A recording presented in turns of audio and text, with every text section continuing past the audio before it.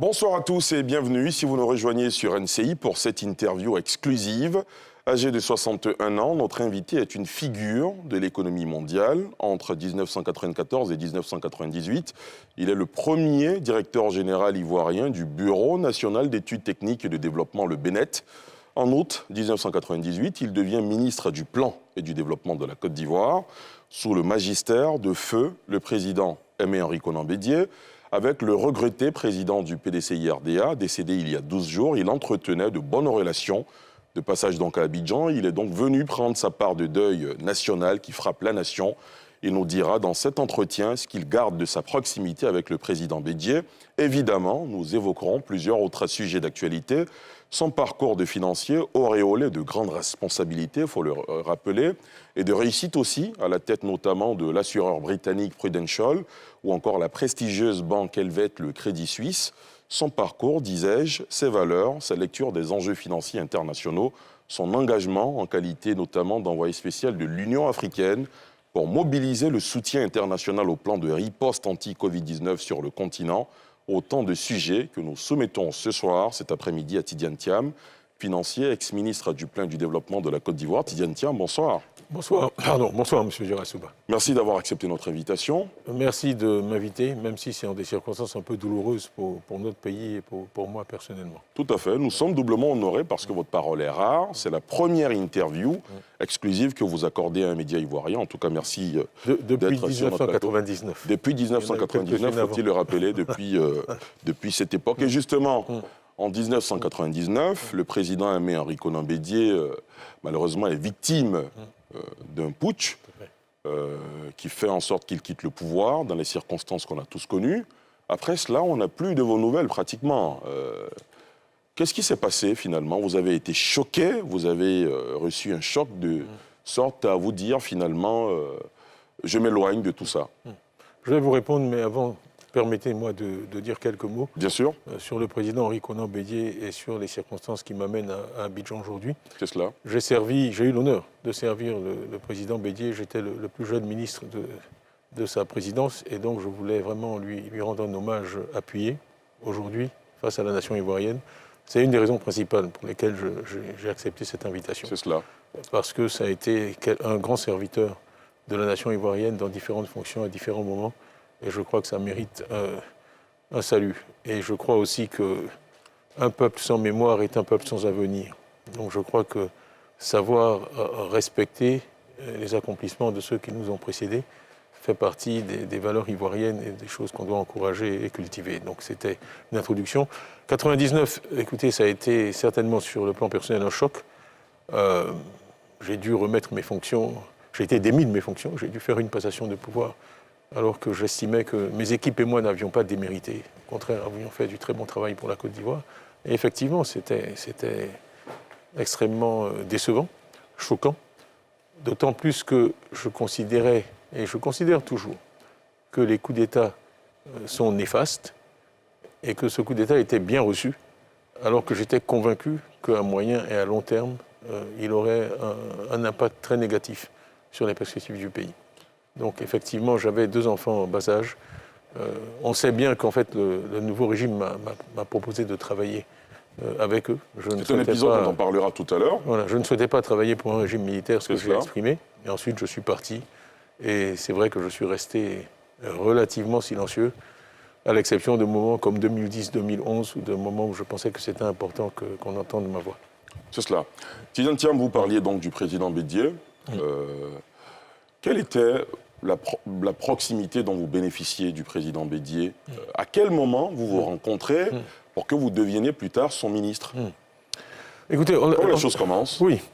Bon, vous savez que par nos origines familiales, on a participé à différentes étapes du développement de la Côte d'Ivoire. C'est sur un plan personnel, je connaissais le président Bédié, je l'avais vu à Yamoussoukro, comme j'avais pu voir le président Yassé ou Mamadou Koulibaly ou d'autres personnalités ivoiriennes, mais dans la position d'un enfant regardant un adulte. Donc c'est bien plus tard, en fait, que je rentrais. J'étais à Paris à l'époque, je travaillais au cabinet McKinsey, en passe de devenir directeur associé, et j'ai trouvé un samedi soir sur mon répondeur un message du ministre Awan Guetta, me disant « Le président Bédié veut déjeuner avec vous demain à Abidjan ». Donc j'ai dû le rappeler un peu embarrassé pour expliquer que c'était physiquement impossible pour moi d'être à Abidjan le dimanche pour ce déjeuner. Et ensuite, j'ai dû expliquer à mes patrons qu'on me demandait dans mon pays et qu'il fallait que j'y aille. Donc lundi, je suis parti pour Abidjan. Ensuite, ça a duré 2 semaines. C'était une période très difficile et confuse. Le président Bédié venait d'accéder au pouvoir. Il y avait eu la dévaluation du franc CFA avec une désorganisation de l'économie. Et donc, il a mis 2 semaines à me recevoir et finalement, il m'a reçu. Il y avait quelques témoins à cette rencontre. C'était un déjeuner. Le Premier ministre Daniel Kablan-Duncan, le ministre Niamien Goran, que je salue tous les deux, le ministre Awan Guetta, que je salue également, le président Bédié et moi-même. Et donc, nous avons déjeuné tranquillement. À la fin du déjeuner, il m'a dit voilà, j'ai une proposition à vous faire, Monsieur le Président. Il m'a dit je voudrais que vous deveniez le directeur général de ce qu'on appelait à l'époque la direction et contrôle des grands travaux.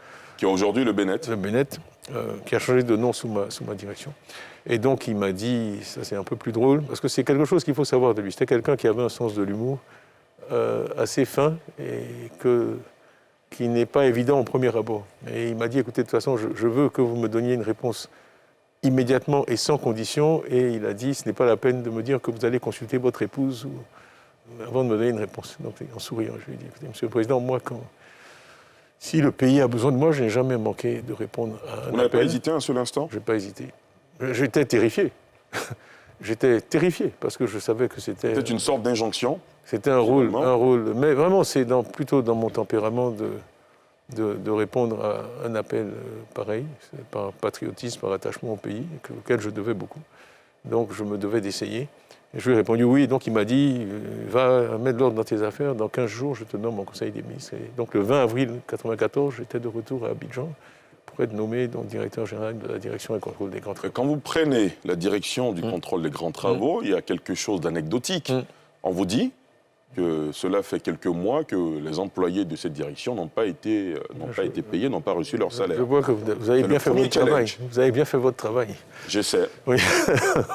Donc j'ai pris la direction de cette entreprise à 31 ans avec 4000 employés, effectivement, sachant qu'ils n'avaient pas été payés et qu'il n'y avait aucune perspective de les payer à un horizon raisonnable. Donc ça a été une grande leçon de management. Et si vous me permettez, je vais citer mon père, mais il disait toujours quelque chose qui m'a marqué, l'autorité ne s'exige pas, elle se consent. Le secret du commandement, c'est de comprendre que l'autorité vient d'en bas, pas d'en haut. Et vous ne pouvez diriger des êtres humains que s'ils consentent à être dirigés par vous. Donc votre autorité est dans l'exacte mesure du consentement qu'il vous donne à les guider. Donc il faut toujours s'évertuer à obtenir le consentement de ceux qui sont en bas, parce que c'est ça le fondement de votre autorité et le fondement du pouvoir. Sinon, vous pouvez exercer une fonction, mais sans pouvoir. Et comment vous avez réussi, vous, à avoir le consentement de ceux qui... Il y a des choses assez simples. Je pense que d'abord, il faut être honnête. Je ne leur ai pas menti. Je leur ai dit que j'arrivais, je les ai réunis sur la... D'abord, la première chose que j'ai faite, c'est que j'ai demandé à rencontrer tout le personnel. J'ai passé une journée à faire le tour des bureaux. Il y a plusieurs implantations de la DCGTX à l'époque dans Abidjan, et je suis rentré dans chaque bureau et j'ai serré la main de chaque employé. Donc à la fin de la première journée, j'avais serré la main à chaque employé de la DCGTX. C'est un objectif important. Que chacun puisse mettre un visage sur ce nom, peut-être qu'ils avaient entendu parler de moi, etc. Mais je suis là, je suis un être humain, je suis avec vous. Ça m'a permis de me rendre compte d'un tas de problèmes. Parce que quand vous passez, j'ai vu que les imprimantes ne marchaient pas. J'ai vu au garage que les voitures n'avaient pas de pneumatiques. J'ai vu que les climatiseurs étaient en panne. Si j'étais rentré dans mon bureau, dans une tour d'ivoire, en demandant aux gens de venir me voir, j'aurais mis des mois à découvrir la situation. C'est un de mes patrons qui m'a dit, quand tu prends une entreprise, il faut toujours... faire le tour. Voilà. Et c'est une recette qui a marché? Toujours. Donc je fais toujours ça. Donc je suis allé voir et ça m'a donné aussi... Bon. Et puis ça montre aux gens qu'ils sont importants pour vous. Parce que aucun dirigeant ne dit « les gens ne sont pas importants pour moi ». Tout le monde dit oui, les hommes sont ma première ressource, mais ils ne vous croient que si vos actes sont en accord avec vos comportements. Mais quand on est à la tête d'une entreprise qui emploie près de 4000 personnes, c'est quand même difficile de faire le tour de chacun. Ben je l'ai fait. J'ai fait le tour. J'ai serré beaucoup de mains et le lendemain, je les ai réunis. J'ai dit voilà, moi, je suis arrivé ici sans personne. Pas d'équipe, pas de collaborateurs, j'ai juste amené ma sacoche. Et puis, ma détermination, ma volonté. Ce que je vous dis, c'est que je serai là tous les jours avant vous et je partirai après vous. et puis on va travailler ensemble. Mais je vais m'attacher d'abord à, je ne veux pas donner trop de longues réponses, mais à remettre la machine en route. Donc avant de vous payer, je vais vous donner les instruments du travail. Et si nous travaillons bien, le gouvernement reconnaîtra notre travail et nous paiera. Mais le préalable à être payé, c'est de produire. Parce qu'on avait une situation critique. Le ministre Lamine Fadiga, que je salue également, m'a appelé le lendemain de ma nomination, on va parler d'un projet, ça s'appelait le projet Foxtrot. En fait, en 1994, les barrages étaient vides. Donc on allait vers les délestages en 1995, l'année de l'élection présidentielle. Donc la première mission qui m'a été confiée, c'est de dire il faut que tu nous construises une centrale thermique en 6 mois et on n'a pas d'argent. Donc, challenge. Voilà, c'était en avril. Donc, je vais plus vite. Bon, en juillet, on avait signé le contrat de la centrale Cyprel qui a été construite. Vous savez, on ne vous récompense jamais pour les désastres, les catastrophes évitées. Donc, en effet, c'est la nature des choses. Voilà. Donc, la centrale a été construite, tout le monde a pu dormir avec l'électricité et la climatisation en 1995. Il n'y a jamais eu de délestage. Mais ça a été vraiment mon premier... Tout le monde plaisantait parce que je disais que j'allais nommer mon premier fils Foxtrot. Parce qu'à l'époque, mon épouse était enceinte pratiquement de 9 mois et j'ai raté les 3 derniers mois de la grossesse parce que je faisais le tour du monde pour lever des financements pour la centrale. Donc ça a été important parce que ça m'a donné de la crédibilité. Et vraiment, on allait à Washington, on négociait, on n'était pas payé. Et je pense que ça nous a donné une certaine crédibilité auprès du ministre des Finances centrales et les gens étaient bien disposés. Donc j'avais obtenu en fait un premier financement pour réparer les photocopies, réparer les véhicules, etc. Et ça, les gens appréciaient, réparer les climatiseurs. Les conditions de travail étaient meilleures. Bon, l'autre chose que j'ai faite, parce que, vous savez, quand on est en vue, on doit prendre sur soi et accepter que toutes sortes de choses soient dites. Donc, il y a toutes sortes de considérations faites sur mes rapports avec la France. Je suis arrivé à la DCGTX, il y avait 150 expatriés et 3850 employés ivoiriens. Les 150 expatriés faisaient 48% de la masse salariale. À 150, la moitié des salaires. Donc, en fait, j'ai licencié tous les 150.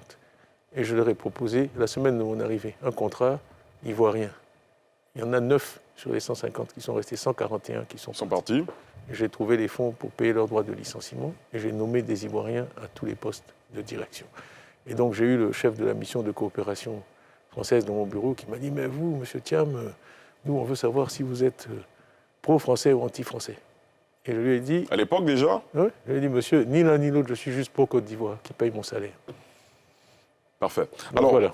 Vous dirigez la direction des contrôles jusqu'en 1998. Le président Bédier croit bon de vous nommer à la tête du ministère du Plan et du Développement.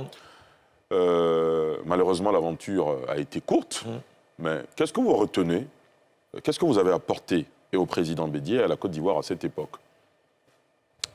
Bon, j'étais dans une position assez stratégique au gouvernement, puisque la DCGTX, le BNET, est devenu le BNET, touche à peu près 14 départements de l'économie, depuis l'agriculture, l'eau, voilà, les mines, l'énergie, l'électricité, le transport, etc., l'environnement, c'est important. Et je travaillais en bonne intelligence avec les ministères, parce qu'il y avait eu une histoire d'antagonisme dans le passé entre les ministères et la DCGTX. Moi, je pensais qu'on devait travailler un peu la main dans la main, tout ça a bien fonctionné. Qu'est-ce qu'on a fait? On a fait beaucoup de choses. On a fait les centrales thermiques dont j'ai parlé, la centrale d'Azito. Quand on a dit qu'on la ferait en 18 mois, le président de la Banque mondiale à l'époque, James Wolfenton, m'a dit « Monsieur Thiam, si vous faites ça, je viens à Abidjan pour l'inauguration ». Donc un des coups de téléphone que j'ai eu à passer qui m'ont fait plaisir, ça a été « Monsieur Wolfenton, la centrale est prête ». Il est venu, il a tenu parole. Donc j'ai pu faire le discours d'inauguration en présence du président de la Banque mondiale. On a été nommé par le Financial Times sur 1000 projets, dans les 6 projets les plus innovateurs du monde. On a reçu toutes sortes de récompenses internationales. Donc ça, pour les équipes, c'était bien. J'ai oublié de préciser 2 ou 3 choses qui sont importantes pour moi. Dès que j'ai pu payer les salaires, en fait, en octobre, j'ai payé un rappel de tous les mois qui n'avait pas été payé.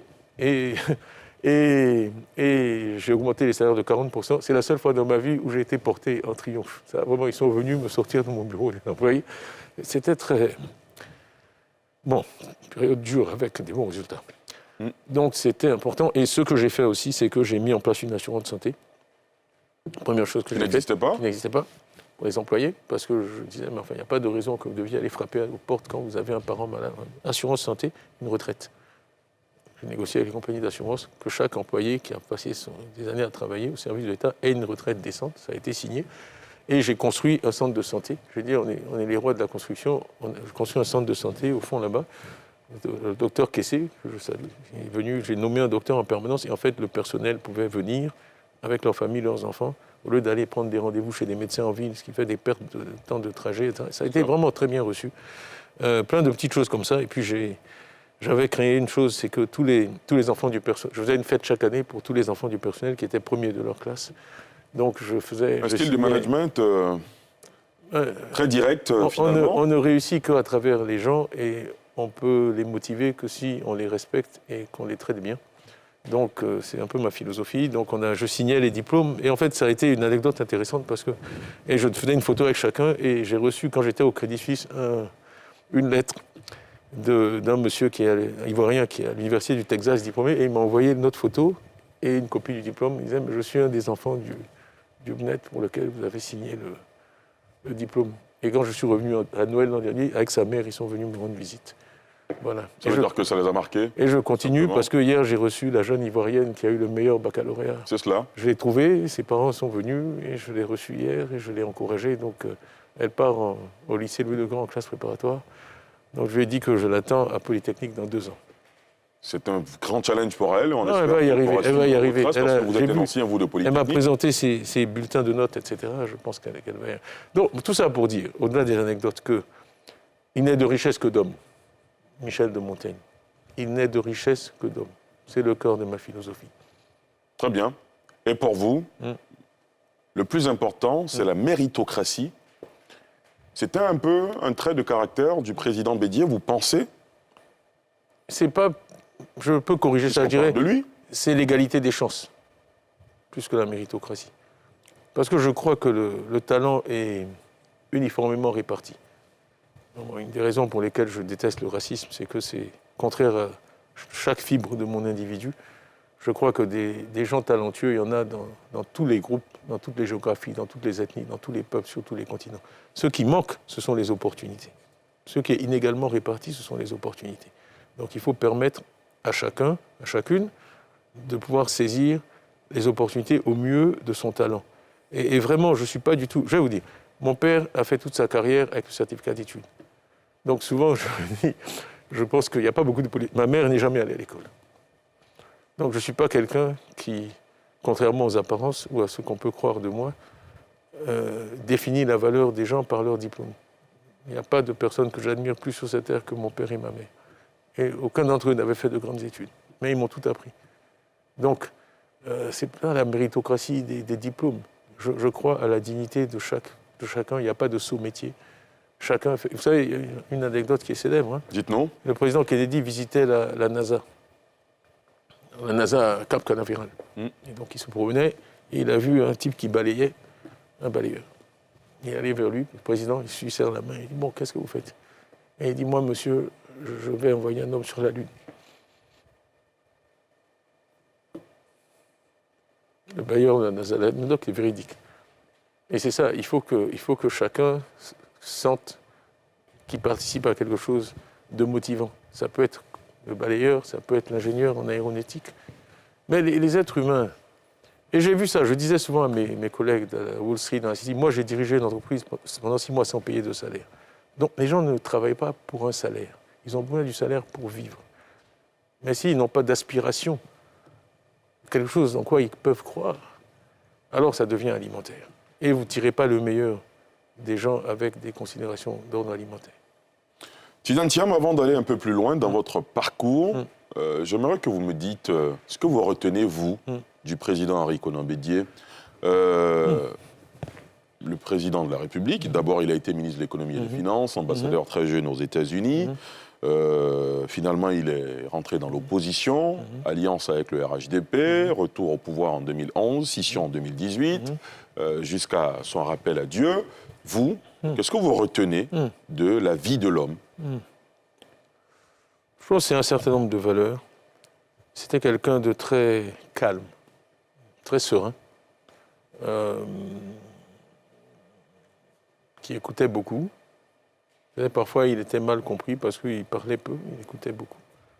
Mais très, très humain. Et ça, vraiment, je tiens à le dire, parce que c'est peut-être pas l'image que les gens ont de lui, mais je sais qu'il était d'une grande générosité. Il faisait vraiment beaucoup d'actions charitables, de bien pour beaucoup de gens, mais toujours très discrètement. Moi, j'aime bien cette phrase qui est un peu vieille école, mais qui dit le bien ne fait pas de bruit et le bruit ne fait pas de bien. Et il était de cette école de pensée-là. Et donc, je pense que c'est quelque chose d'admirable. Et donc, il a beaucoup apporté à ce pays, avec aussi une grande intelligence, une grande compréhension de l'économie, des marchés mondiaux, mais complété par un sens humain. Il m'est arrivé d'aller parcourir ces plantations à Daoukro. Et c'est là que je le sentais le plus heureux. Quand il parlait d'une nouvelle culture qu'il avait démarrée, il parlait d'un élevage, il parlait d'un barrage, d'une route. Donc, il était très... Un amoureux de la terre. Oui, attaché à ses racines. Et je pense que dans notre pays, où l'agriculture est tellement importante, pour ceux de mon âge qui regardaient le spot de la RTI, le succès de ce pays est basé sur l'agriculture. Voilà, avec la musique qu'on connaît tous. C'est cela. C'est vrai. Et donc d'avoir cet attachement à l'agriculture que le président Houphouët avait aussi. Moi, maintes fois, j'ai parcouru les plantations de Yamoussoukro avec lui. Il partait le matin, on marchait toute la journée jusqu'au soir. Le président Bédié faisait la même chose. Et ça dit beaucoup sur le genre d'homme qu'il était. Parlant de l'agriculture, quand on a en face de nous un financier reconnu mondialement, un économiste, une figure de l'économie mondiale, pourquoi nos agricultures ne progressent pas vers des modèles plus mécanisés, plus compétitifs, comme on l'a en Europe, dans certaines parties du monde, au Brésil, en Inde et tout le reste? C'est un sujet difficile à aborder dans une interview aussi courte. C'est général? Absolument. Quelques éléments. Oui. Il y a plusieurs problèmes.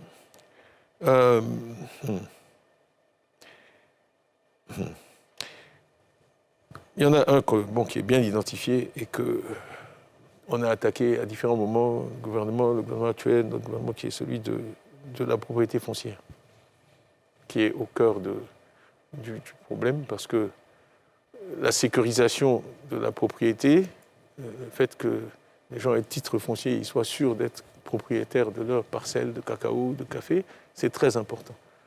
Parce que pour investir, à long terme, il faut être, confiant dans le fait que vous êtes assuré de vos droits de propriété, vous n'allez pas être exproprié. Ce n'est pas quelqu'un qui vous laisse occuper ce terrain, mais qui peut, une fois que vos cacaoyers ont poussé, essayer de venir le reprendre, etc. C'est important. C'est la question foncière. La question foncière est importante. Il y a des questions de technologie, c'est clair. Et ça, c'est un sujet qu'on peut reprendre, parce que vraiment, la technologie est une opportunité extraordinaire pour l'Afrique. Les gens, souvent, la voient comme une menace, mais je crois que dans la plupart des secteurs, on l'a fait dans le cellulaire. Bon, j'étais impliqué ici à l'époque, en 95, quand on a commencé, etc. Le cellulaire, ça a révolutionné nos sociétés. Vous avez l'impression que l'Afrique ne saisit pas au bon, justement, le tournant technologique? On peut toujours faire mieux. Mais je pense qu'il faut vraiment être conscient. Prenez, là, actuellement, j'ai eu une initiative personnelle dans le solaire. Prenez le cas du solaire. C'est une véritable révolution qui est en cours, à l'échelle mondiale. Je ne sais pas si vous avez vu que le président Biden a donné ce qu'ils appelaient le Inflation Reduction Act, 380 milliards de dollars. Je ne vais pas traduire ça en francs CFA, mais ça fait une somme faramineuse pour développer le solaire. Si vous regardez le coût du solaire, de 1975 à aujourd'hui, il a été divisé par 400. C'était 105 $ le watt, c'est 27 cents le watt aujourd'hui. Donc 60 000 francs CFA, moins de 100 francs CFA. C'est incroyable. Et donc, les économies comme l'économie américaine sont en train de basculer vers le solaire. Alors, on est en Afrique. Vraiment, c'est un discours que j'ai tenu récemment. Et oui, je suis en train de travailler avec la BAD, les institutions, la SFI, etc. Parce que vraiment, qu'on ait des problèmes d'énergie dans le continent le plus ensoleillé du monde, c'est une aberration. Avec la technologie actuelle, on a la possibilité de mettre des panneaux sur pratiquement de façon résidentielle partout. Et l'autre révolution qui est en cours, c'est celle du transport, parce que si je peux vous mettre une batterie avec ces panneaux, vous allez conduire, M. Derassouba, gratuitement tout le restant de votre vie, si vous avez un véhicule électrique. Donc, plus de stations-service, plus d'essence, plus de prix de l'essence qui monte et vous chargez votre voiture avec le soleil qui brille sur nos têtes. C'est un manque à gagner aussi pour l'économie. Non, parce que c'est un gain de productivité. Regardez le gain de pouvoir d'achat que c'est pour la famille Forcément. moyenne. Vous vous rendez compte que le poste essence véhicule passe à zéro, le poste facture d'électricité passe à zéro, ça vous transforme, au contraire, ces gens-là vont dépenser plus, consommer plus, investir. Et c'est comme souvent, malheureusement, ce sont les pays les plus avancés qui bénéficient de ça en premier, ce qui fait qu'en fait, l'écart, au lieu de se réduire, s'accroît. Donc c'est important, comme on l'a fait dans le cellulaire, qu'on soit conscient de ces révolutions et qu'on saisisse la balle au bon, parce qu'on a vraiment une opportunité de le faire. Donc ça, c'est quelque chose sur quoi je travaille, et c'est concret et c'est très intéressant. Et on espère qu'on aura l'occasion d'en parler profondément, de façon spécifique sur ces sujets-là. Évidemment, avec on vous, m'a dit de ne pas être trop technique, donc je... Très bien, parfait. Tidiane Thiam, vous dites que par principe, vous condamnez les coups d'État. Vous avez dénoncé et condamné celui de 1999, qui a renversé le président Henri Konan Bédié, dont vous étiez l'un des ministres. Aujourd'hui, dans la sous-région ouest-africaine, c'est une zone qui est en proie, évidemment, à plusieurs putschs. Vous n'ignorez pas cette réalité. Hier, la Guinée, le Mali, le Burkina. Aujourd'hui, la question d'actualité principale, c'est le Niger, un pays qui a connu une élection présidentielle il y a 2 ans. 2 ans après, les militaires ont décidé de monter au créneau pour prendre le pouvoir. Le président Mohamed Bazoum n'est plus en fonction, en tout cas, depuis quelques semaines. La communauté internationale et la CEDEAO parlent de tentative de putsch parce qu'ils n'admettent pas pour l'instant. Quelle lecture faites-vous justement sur cette contagion, j'ai envie de dire, de coup d'État dans notre région ouest-africaine? C'est une situation très complexe et difficile. Plutôt que de commenter une situation individuelle, je vais essayer de prendre un peu de recul. Au fond, ce qui compte, c'est vraiment que les conditions de vie des populations s'améliorent. Et que si on ne peut pas faire cela, à ce moment-là, il y a des risques de coup d'État et de violence. Vous voyez, moi, j'avais fait un rapport sur les perspectives démographiques de la Côte d'Ivoire en 1998, où un des scénarios centraux, c'était un coup d'État. En 88, vous dites? 98. 98. Parce que c'était prévisible. Il y avait des difficultés, en particulier au niveau de l'éducation. Le fait qu'il y avait une croissance démographique très importante, que les premiers programmes d'ajustement structurel imposés par le FMI en 80, en Côte d'Ivoire a été un des premiers pays d'Afrique subsaharienne sous ajustement structurel, ont conduit à fermeture des internats, l'interdiction de la construction de lycées par l'État et un abaissement drastique des dépenses d'éducation de l'État. Or, c'était l'État qui finançait l'essentiel des dépenses. On était arrivé à une situation en 1998 où, au CM2, seulement 10% des gosses pouvaient continuer leurs études. Donc si vous mettez à la rue 90% des enfants, vous avez un problème. Bon. Donc ces problèmes de démographie et d'opportunité vous rattrapent d'une manière ou d'une autre. Et le soldat qui m'avait arrêté au coup d'État était tellement jeune que je lui ai dit « Tu as quel âge ?» Il m'a dit « 17 ans, monsieur le ministre. » Donc, tout ça est lié. À la fin, ce qui compte, c'est d'assurer le progrès des populations. Bon, et la Côte d'Ivoire a quand même une longue histoire de progrès économique. Et je veux le dire ici parce que je sois clair. Moi, j'ai des amis partout. Il faut que chaque génération ajoute à celle qui la précède. Donc moi, je pense que sous le président Bédié, il y a eu beaucoup de bonnes choses faites. Sous le président Ouattara, il y a aussi beaucoup de bonnes choses faites. Et il faut que ceux qui viennent à chaque fois construisent, amplifient ce qui est bien, plutôt que d'être dans une logique négative et de destruction. Et ça aussi, c'est important, que les relations politiques soient apaisées, parce que si on est dans une logique vraiment on peut être adversaire sans être confrontation, ennemi, adversaire sans être ennemi, c'est 2 mots vraiment qui ont un sens très différents. 2 mots qui ont leur sens. Oui, à ce moment-là, on peut avancer. Adversaire, la cohabitation impossible, absolument, on peut regarder dans la même direction. Absolument, on se réunit, voilà, c'est la guerre, on se tire dessus. La ligne rouge. Exactement. Donc, vraiment, je pense que la maturité et le développement viennent si on peut faire des progrès continus, sans à-coups, sans recul. Et donc, effectivement, ces coups d'État, quelles que soient les bonnes intentions de leurs perpétrateurs, finalement, déstabilisent des choses. Parce que la communauté internationale porte un regard très négatif là-dessus. Et il y a même un risque supplémentaire qui est que se développe de plus en plus la perception que c'est l'Afrique francophone qui a un problème. Parce que le dernier coup d'État en Afrique subsaharienne anglophone date de 1993 au Nigeria. Ça fait 30 ans. Bon. Quand on entend des coups d'État, c'est toujours Guinée, Mali. Et donc, quand les investisseurs internationaux regardent ça, ils disent mais il y a un problème en Afrique francophone. Donc c'est important de gérer ces situations de façon aussi non conflictuelle que possible. Et puis, vraiment d'arriver à une espèce de maturité qui fait qu'on peut avoir une démocratie apaisée. Vous savez, c'est anecdotique, mais quand je suis rentré ici en août, mes camarades de terminale C du lycée classique sont venus me saluer, ça m'a beaucoup touché. Il y avait le ministre Adama Diawara, j'espère qu'il me pardonnera de le citer, qui est ministre de l'enseignement supérieur. Bon, il était mon chef de classe quand j'étais en terminale. Bon, il est venu, il m'a rendu hommage, on est amis, c'était son anniversaire il y a 2 jours, je le lui ai souhaité. Pour moi, c'est ça la Côte d'Ivoire apaisée. C'est pas parce qu'on est dans des partis politiques différents qu'on doit être en guerre. Et de toute façon, si on se comporte comme ça, on ne peut que reculer. Et justement, parlant de reculade, est-ce que Tidiane Thiam s'est dit il faut qu'on analyse les mots qui ont divisé la Côte d'Ivoire, les Ivoiriens, et ces mots-là, on arrive à les identifier et en face proposer des solutions. Vous avez évoqué une ébauche, notamment le fait de ne pas se regarder en ennemi, mais plutôt qu'adversaire. Est-ce que vous avez fait cet exercice? Je ne prétendrai pas avoir la réponse, bien sûr. Je pense que chaque Ivoirien, c'est des questions que chaque Ivoirien s'est posées. Oui, mais c'est bon d'entendre. Et chacun a sa réponse. Bien sûr. Mais je crois que, bon, parce que la Côte d'Ivoire était réputée pour être bien sûr, bien sûr. À la fin, ça se ramène à une question de valeur. Il y a un socle minimum sur lequel il faut s'entendre. Par exemple, le fait que la vie humaine est sacrée, ce n'est pas négociable. Dès qu'on commence à faire des compromis avec ça, on va vers des choses très, très négatives.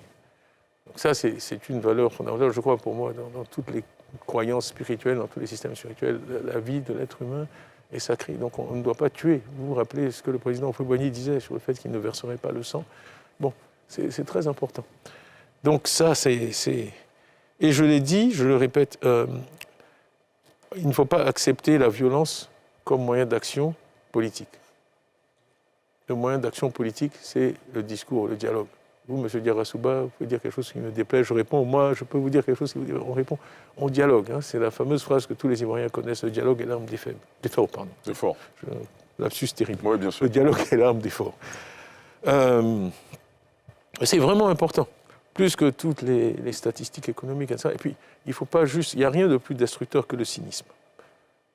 Les anglo-saxons disent que les actes parlent plus haut que les paroles. Donc, il faut vraiment que vos actes soient alignés avec vos paroles. C'est pour ça que j'essaie de donner des exemples concrets. Quand je prends l'exemple du ministre Adama Diawara, oui, il ne faut pas juste dire « oui, on est des frères ». Parce que si les gens vous entendent dire ça, mais que d'un autre côté vous retournez et que vous avez un comportement complètement contraire, donc l'élite a une responsabilité particulière. Et la pédagogie est à base de répétition. C'est pas par hasard. Les Ivoiriens étaient fatigués d'entendre certaines phrases du président Houphouët-Boigny. Mais il les répétait à dessein. Dieu est amour, la paix n'est pas un mot, c'est un comportement. Mais on dit qu'il faut avoir oublié quelque chose 9 fois avant de le savoir. Donc il faut aussi, sans relâche, dire ces choses-là. Et moi, mon rêve, c'est que vraiment, en tout cas sur ces choses-là, on puisse, à travers les lignes politiques, s'entendre. Parce que c'est ce qui permettra à la nation ivoirienne d'avancer. Tidiane Thiam, par principe, toutes les questions relatives au PDCI-RDA, à la succession du président Henri Konan Bédié, à votre ambition, si tant il est que vous en avez une pour diriger la Côte d'Ivoire un jour. On n'en parle pas dans cette interview, pour le respect du deuil, justement, de la mémoire du président Bédié. Merci. Mais il y a une de vos phrases qui constitue un choc pour moi quand je l'entends dans une interview. Quand vous quittez le Crédit Suisse, vous dites que vous n'aspirez plus à être président-directeur général d'une multinationale. Pourquoi? On m'a proposé, c'est pas un secret, Unicredit, qui est la première banque italienne, m'a proposé de prendre la direction d'Unicredit après. Non, parce que je pense que dans la vie, il faut se renouveler. Moi, je suis quelqu'un qui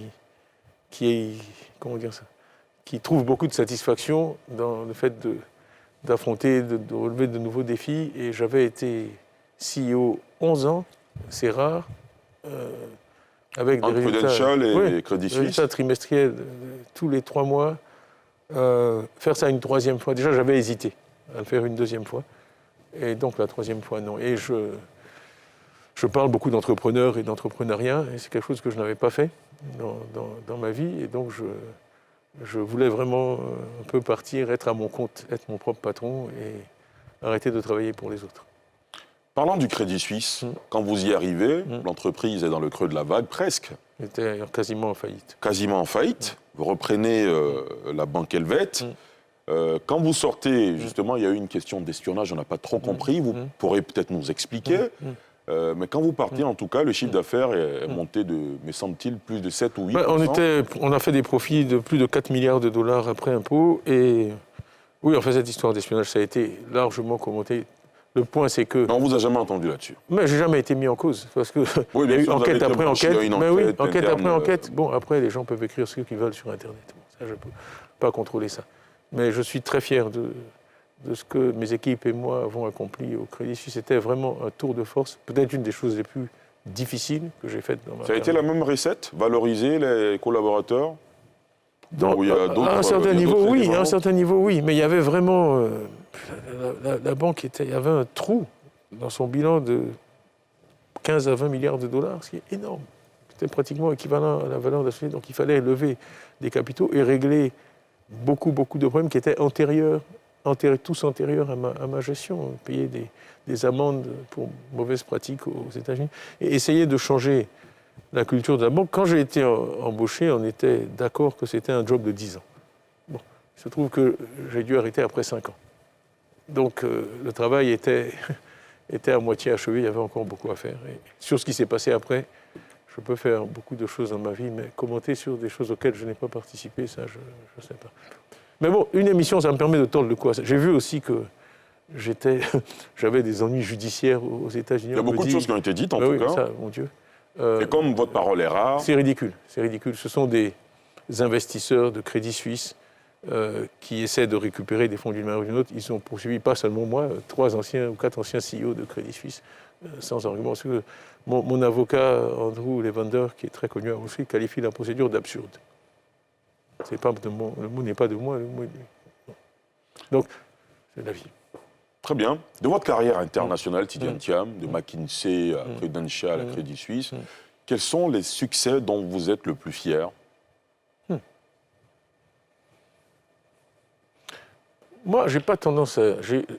Vraiment, une des choses qui me rend le plus fier, c'est d'amener des gens à faire des choses dont ils ne se croient pas capables. Toute ma vie. Des exemples Oui, pour appuyer, je pense que... C'est un peu embarrassant, je ne vais pas citer de nom, mais quand j'ai nommé des directeurs ivoiriens à la DCGTX, un des plus importants, il me fuyait presque. Après, il est venu dans mon bureau et il m'a dit « Mais qu'est-ce que je vous ai fait ?» Parce qu'il avait tellement peur d'échouer qu'il considérait que c'était un geste hostile de donner cette promotion. Je lui ai dit « Je ne dirai pas son nom, monsieur Attel. Ça va aller. Moi, je suis là, je vais vous tenir. » Il a un grand succès, il est devenu un expert international, il donne des conférences maintenant jusqu'en Asie. Bon, voilà, ça me donne beaucoup de plaisir parce que dans mes goûts, la base de tout, c'est la confiance en soi. C'est tout. C'est le plus important capital de l'être humain. Je dis souvent que le rôle d'un parent vis-à-vis d'un enfant, c'est de l'amener à l'âge adulte avec le maximum de confiance en soi, parce que c'est ça le capital qui va lui permettre de passer à travers les écueils de la vie, etc. Donc dans toutes ces choses-là, et j'étais touché quand je suis revenu. Les agents du MNET sont venus me voir, on était tous en larmes, parce que ça faisait 20 ans. Si je peux diriger un endroit, et que je reviens plus de 20 ans après, et que les gens viennent d'eux-mêmes me voir, alors que je ne peux plus... Vous savez, on dit en islam, les prières les plus précieuses sont celles qu'on dit après votre mort. Bon, parce que vous ne pouvez plus rien faire. Les prières adressées aux défunts. Non, à Dieu, oui, en votre nom. En parce faveur que des défunts, vous ne pouvez plus rien faire pour les gens. Donc, quand vous avez été leur patron 20 ans avant, qu'est-ce que vous pouvez faire pour eux? Donc, c'est là qu'il vous montre vraiment peut-être l'appréciation du travail que vous avez fait. Donc j'ai encore des messages dans mon téléphone de gens de Prudential qui m'écrivent « J'ai reçu un bon anniversaire du réceptionniste de de Crédit Suisse, cette année, le 29 juillet. Là, j'étais très touché. Aziz Taïa, monsieur le directeur, un bon anniversaire. Je suis parti il y a des années. C'est à ça que je mesure mes succès, pas aux chiffres. Je vous ai dit, il n'est de richesse que d'homme. La richesse matérielle, vous la laissez ici. Elle est éphémère, évidemment. Vous la laissez ici sur Terre. On ne peut pas vivre pour ça. Tidiane Thiam, après ce parcours auréolé, comme je l'ai dit, de responsabilité, de très haute responsabilité et de succès à l'international, est-ce que vous vous dites, je suis à la disposition de mon pays? Je l'ai toujours été. Jamais mon pays n'a fait appel à moi sans que je réponde. L'exemple, c'est quand le président Bédier m'a appelé, ma femme était enceinte de 6 mois, j'ai tout lâché, je suis venu ici. Je n'étais pas payé non plus, personne n'était pas payé, mais j'ai dit, je ne serai pas payé tant que le personnel n'est pas payé, alors que j'avais un très beau salaire. Etc. Bon, donc, non. Ça, c'est la base. Maintenant, j'ai atteint un certain âge, j'ai accumulé une certaine expérience. Il se dit en Côte d'Ivoire que quand on a 50, 60 ans, on est encore jeune. Je ne sais pas si c'est votre perception, hein, mais en tout cas... Je ne commenterai pas là-dessus, je vous laisse la responsabilité de vos propos. Enfin, moi, je suis journaliste, je suis le porte-voix, le porte-parole de milliers de téléspectateurs qui nous suivent. J'ai l'âge que j'ai. Ça fait 36 ans que je travaille, 37 ans. Bon, donc, en fait, le point, c'est que je crois, j'espère, que la petite expérience que j'ai peut être utile en Côte d'Ivoire. Bon, je vois quelque chose comme le Covid. J'ai été vraiment très honoré qu'on me demande de prendre cette responsabilité. Vous savez, le 18 décembre, je serai probablement à Kigali parce qu'on inaugure l'usine de production de vaccins mRNA de la première en Afrique. Vous vous rendez compte qu'on a transformé le monde. J'ai passé toute une année à mendier des vaccins. On avait toute une procédure. On demandait à un pays, on peut trouver 100 000 vaccins ici. C'est fini. Bon. L'Afrique va produire ces vaccins. Oui. Et derrière ça, il y a un vaccin contre le paludisme. Il y a de très bonnes chances, 70% de chances que d'ici à quelques années, on ait trouvé un vaccin contre le paludisme. Donc des choses comme ça, parfois les gens disent « mais qu'est-ce qu'il fait? Il n'est pas en Côte d'Ivoire ». Bon, quand j'ai travaillé avec Tony Blair, Gordon Brown en 2004 dans la commission Blair, on est arrivé à Glen Eagles, on a fait une remise de dette. Mais c'est la remise de dette dont la Côte d'Ivoire a bénéficié en 2010 qui a permis tout ce qu'on voit aujourd'hui. Bon, donc dans faut tout pas nécessairement opposer. Quelque part, vous vous dites tant que mon pays peut en profiter... Oui, même quand je n'y étais pas, j'ai fait des choses qui ont directement profité à la Côte d'Ivoire. Donc, a fortiori... Comment vous réagissez quand vous entendez certains vous reprocher de n'être pas venus pendant 24 ans, qui, de leur regard, vous avez abandonné votre pays? Non, mais Comment vous réagissez? Je ne suis jamais heurté par... D'abord, je crois beaucoup en la liberté d'opinion. Chacun a le droit d'avoir sa propre opinion. Tout ce que je peux faire, c'est dire, moi, ce qui m'est arrivé. Je l'ai dit parfois, et même des Ivoiriens m'arrêtent dans la rue, on a cette conversation. Je dis, je ne suis pas parti de moi-même, on m'a chassé. Je suis désolé. J'avais un job, j'avais un bureau, j'ai été démis de mes fonctions à la suite d'un coup d'État. On m'a demandé de remettre tous mes dossiers à quelqu'un d'autre, comme j'ai dit plus tôt dans cet entretien. On peut vous rétorquer que le général Gueye, de regretter mémoire, vous a proposé... J'ai dit, je ne crois pas, c'est vrai, je ne crois pas au régime militaire, je ne souhaitais pas travailler au régime militaire, je ne crois pas à la violence. Écoutez, je n'ai rien contre le général Gueye, paix à son âme, vraiment, ce n'est pas un commentaire dirigé contre sa personne. Dans l'histoire est pleine de généraux. Vous parlez de système militaire, évidemment. Oui, l'histoire est pleine de généraux qui ont été présidents. Ulysse Grant, vainqueur de la guerre de sécession, a été président des États-Unis. Élu. C'est un héros, quelqu'un de fantastique. Il y a un général qui, me semble-t-il, vous fascine aussi, le général Obasanjo. Obasanjo, Dwight Eisenhower, avant Obasanjo, commandeur des forces alliées pendant la Seconde Guerre mondiale, il a été élu président des États-Unis. Non, à l'armée aussi, il y a des gens fantastiques. Et ils peuvent avoir des ambitions et des aspirations qui sont légitimes, qui se fassent élire. Bon, et ça, je l'ai dit au général Gueye, à ce moment-là, j'aurais travaillé pour lui, pas de problème. Donc, il n'y a pas d'interdiction pour les militaires de nourrir des ambitions, mais il faut qu'ils comprennent que dans un système démocratique, ils doivent se soumettre au vote des électeurs et être élus. Donc oui, après donc, vous n'avez pas fui la Côte d'Ivoire? Fui. J'ai été chassé. Alors, parmi ceux qui commandent, vous savez, j'ai quand même été tenu en joue par des militaires armés, en treillis, sans identification. C'est traumatisant. Vous êtes à la merci d'un accident. Pour qui a tenu une mitraillette? Moi, j'ai tenu ça. C'est très facile qu'un coup parte. Hein. Et vous vous sentez vraiment très vulnérable. J'avais 2 enfants en bas âge. Bon. Et vraiment, j'avais vraiment cette intuition, et je l'ai dit. Il y a beaucoup de témoins contemporains à qui j'ai dit, les choses sont mal parties.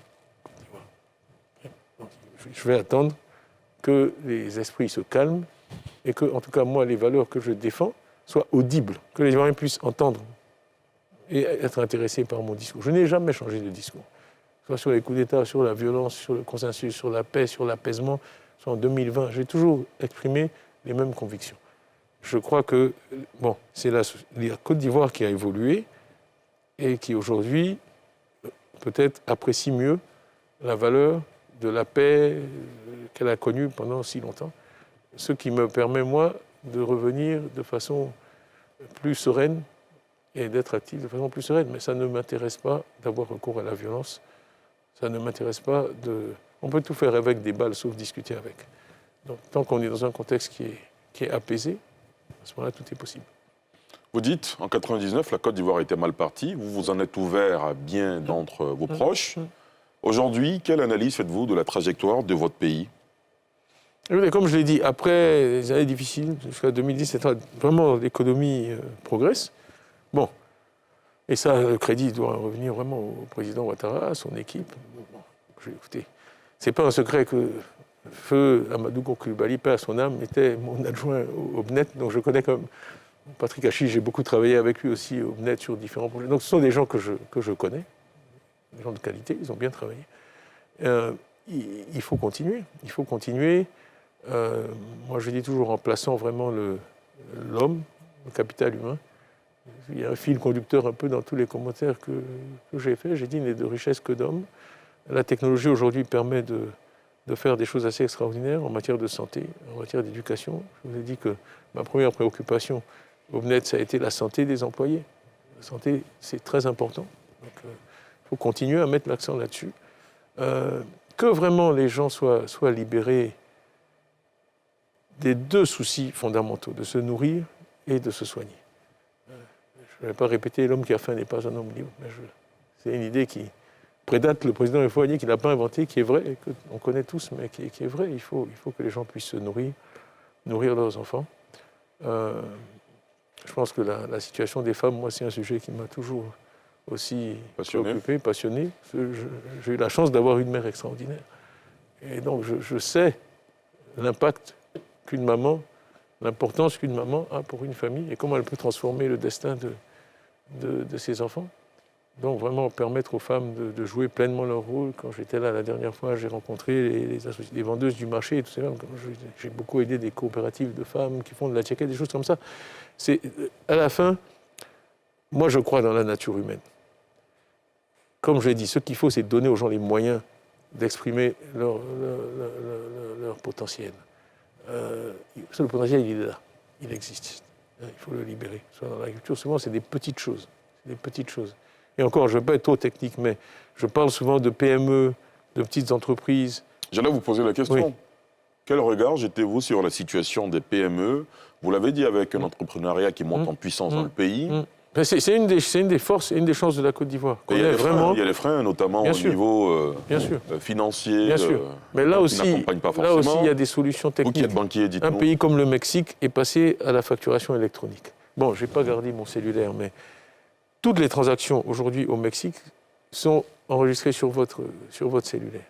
Quand vous allez chez le coiffeur, vous payez 200 francs CFA et ça passe sur le cellulaire. Tout est digitalisé. Tout est digitalisé. Mais là où c'est intéressant, c'est que ça permet maintenant aux PME, aux coiffeurs qui a 3 chaises, d'avoir un compte d'exploitation. Pas si pour tous les Ivoiriens ça parle, mais enfin, en tout cas, il peut produire une comptabilité. De formaliser une comptabilité. Le business. Voilà. Il a coiffé tant de personnes, plus chaque interaction est individualisée. Bien sûr, ça laisse des traces. Voilà. Ensuite, il peut aller dans une banque. Donc, ce qui est passé au Mexique, c'est que subitement, les PME, on peut emprunter. Parce que quand elles allaient dans les banques, les gens disaient « mais vous êtes dans le secteur informel, vous n'avez pas de compte ». « Ah, pardon, monsieur, maintenant, j'ai tout ça. Voilà mes papiers. » Donc, s'ils donnent accès à la banque, à leurs informations, ils peuvent emprunter. La fraude fiscale au Mexique a baissé de 60%. Les recettes fiscales de l'État ont augmenté de 60%.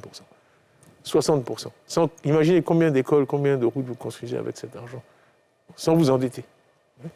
Parce que ce système est extraordinaire. Et c'est là que la technologie permet des choses qui étaient inimaginables avant. Le Brésil est à plein en train de mettre ça en œuvre, le Chili, un tas d'autres pays.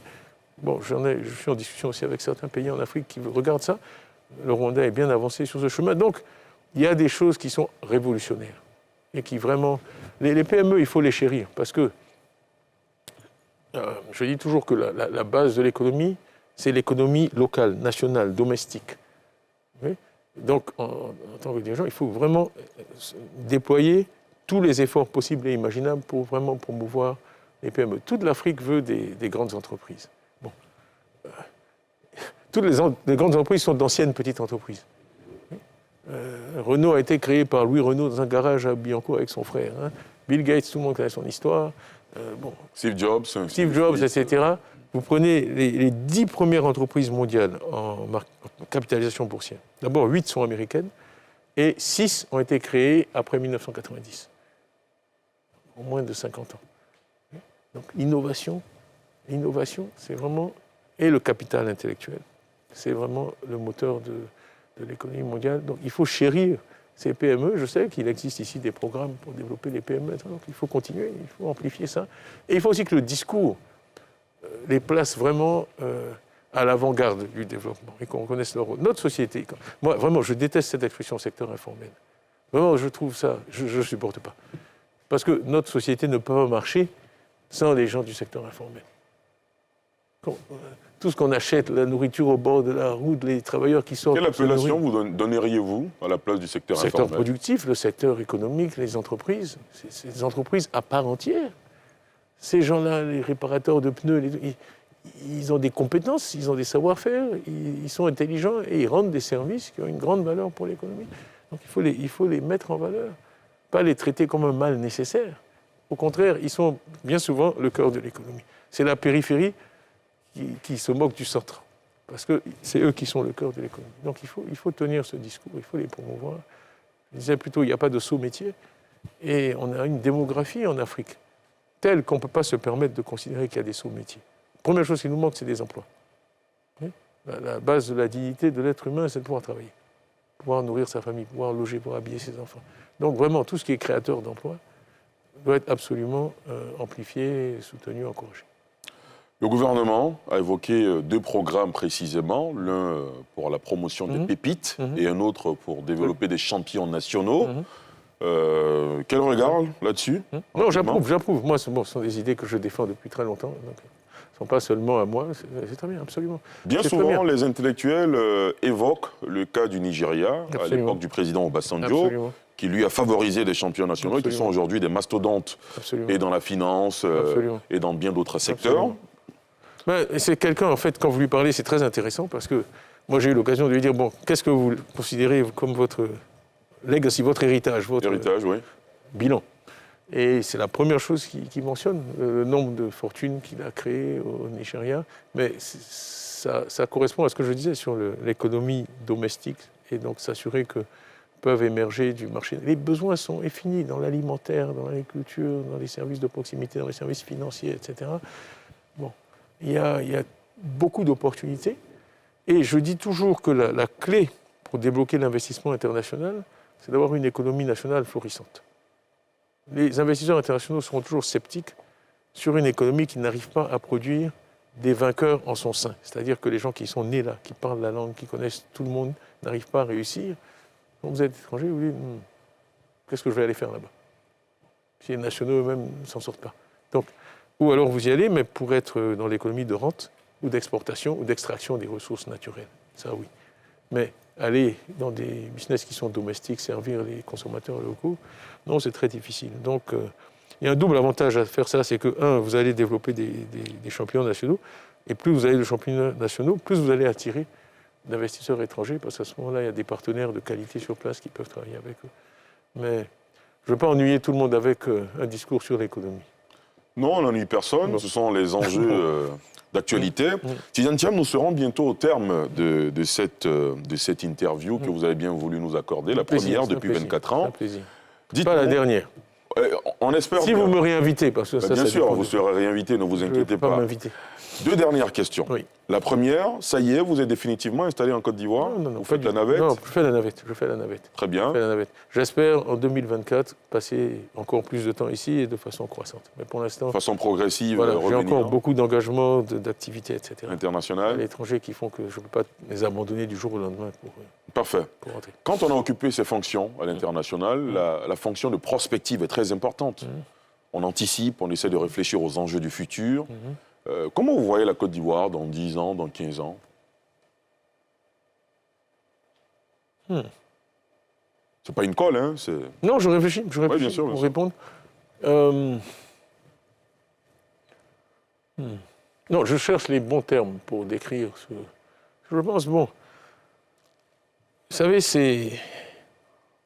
Peut-être la meilleure formule, c'est une Côte d'Ivoire maître de son destin, avec des Ivoiriennes, des Ivoiriens heureux, qui croient en l'avenir et qui peuvent légitimement croire que leur vie a été meilleure que celle de ceux qui les ont, de leurs ancêtres, et que leurs enfants auront une vie encore meilleure que.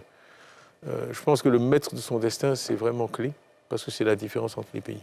Il y a les pays qui subissent, il y a les pays qui sont maîtres de leur destin. Vous ne pouvez pas être maître des événements. Les événements, ils sont aléatoires, et il y aura toujours des chocs et des.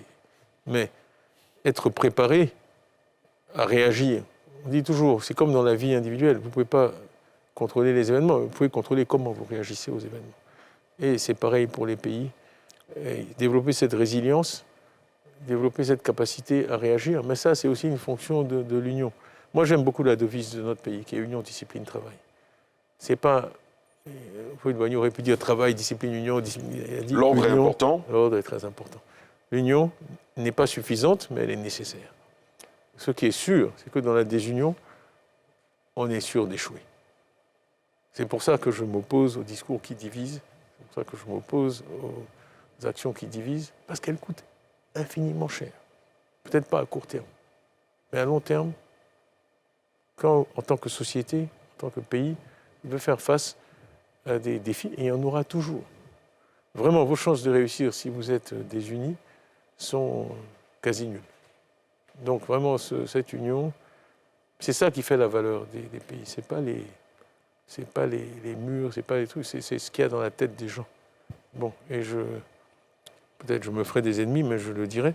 Moi, j'ai beaucoup de respect pour Israël comme pays, la culture juive, et je dis, ils ont démontré cette résilience. Vous pensez à Auschwitz, vous pensez à Israël. Et je dis, ils ont une culture et des capacités telles que si demain, on les transportait d'où ils sont, on les remettait, je vous assure, au milieu de la forêt amazonienne, sans ressources, moi je suis convaincu qu'ils sauraient recréer une société prospère. Ma mère disait toujours, la seule chose dans laquelle il faut investir, c'est ta tête. Parce que la seule chose que tu peux emmener avec toi partout, c'est ta tête.